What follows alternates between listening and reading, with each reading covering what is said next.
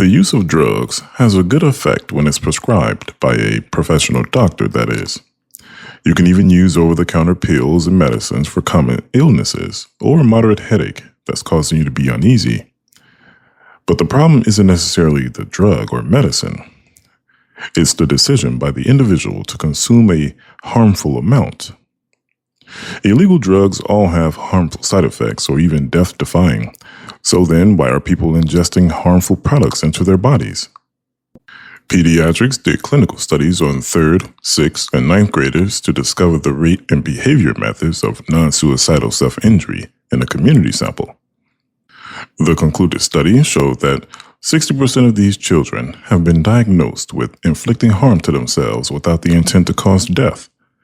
They also mentioned that girls had significantly greater rates of cutting or carving the skin most often, whereas the boys reported hitting themselves. Drug abuse can be self-mutilation too. It's damaging your body with the intent to express outwardly what you cannot internally decipher on your own. People extend their use to all types of substances for many different reasons, but if you look deeply to the root of that reason, it's usually filled with origins of trauma or stemming from a toxic socioeconomic class. The person who decided to start eating shrooms to get a psychedelic experience is not different than the person who decided to sniff cocaine. Just because one holds more health risks doesn't lessen the harm. The majority of people resort to substances to remove themselves from whatever traumatic experience they have going on within their psychology, and others are influenced based on their surroundings.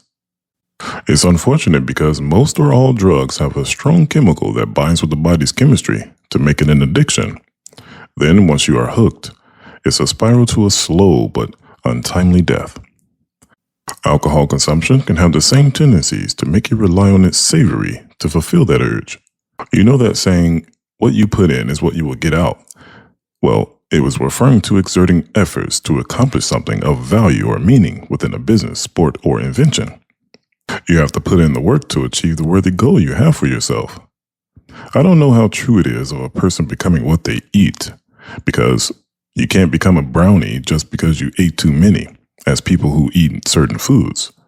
But I do know that eventually they receive the after effects of the product that was devoured. So then if you put certain things into your body, which is made up of complex nerves and systems to help us function daily, then eventually you will get the results that follow. Those results can be fatal. It reminds me of a philosopher who once proposed a question. He said, "Can both fresh water and salt water flow from the same spring?" It is nearly impossible. It's like saying dirty water and clean water are the same. Well, they are in only one way, which is that they're both H2O. But only one of them has a beneficial advantage. No one drinks contaminated water as their preferred choice to rehydrate, nor will most people agree to clean their bodies in a bathtub or shower when the water has discoloration that doesn't appear to be safe. This analogy is the same thing as anything in life that we consume, whether it be through social media, television, politics, or food. If not careful, you can find yourself addicted to things that don't seem harmful at first, but provide comfort and temporary gratification.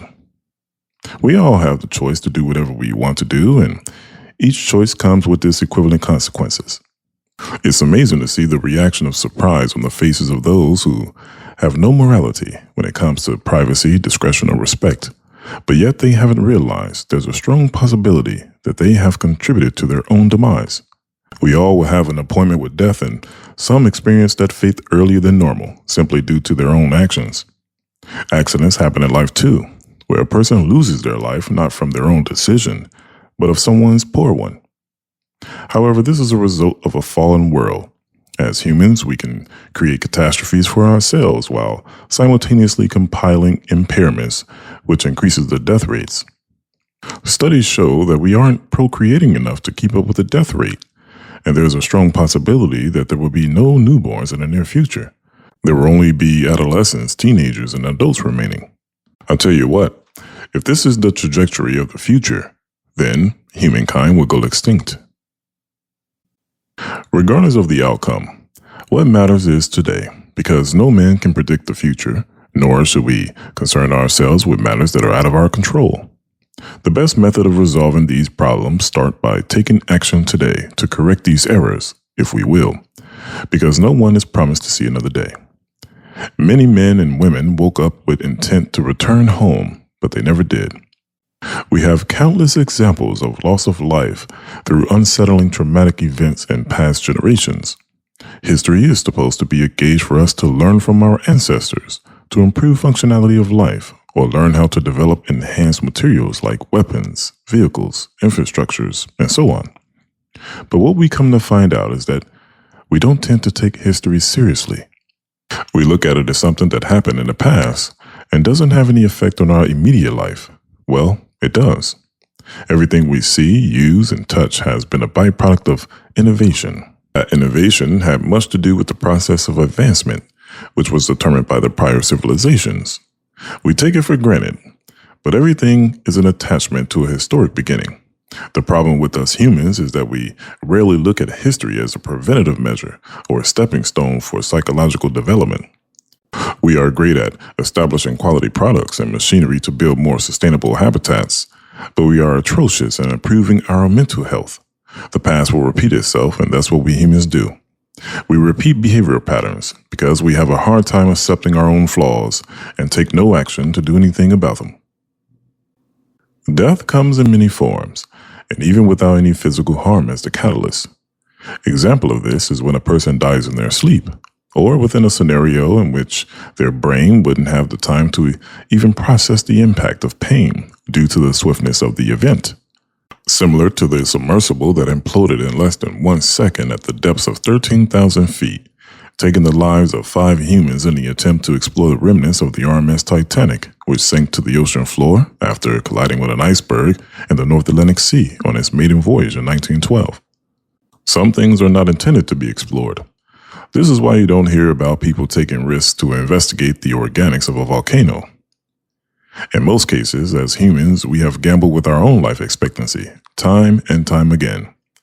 Our bodies and minds deteriorate with every abuse of drugs and being involved in toxic situations.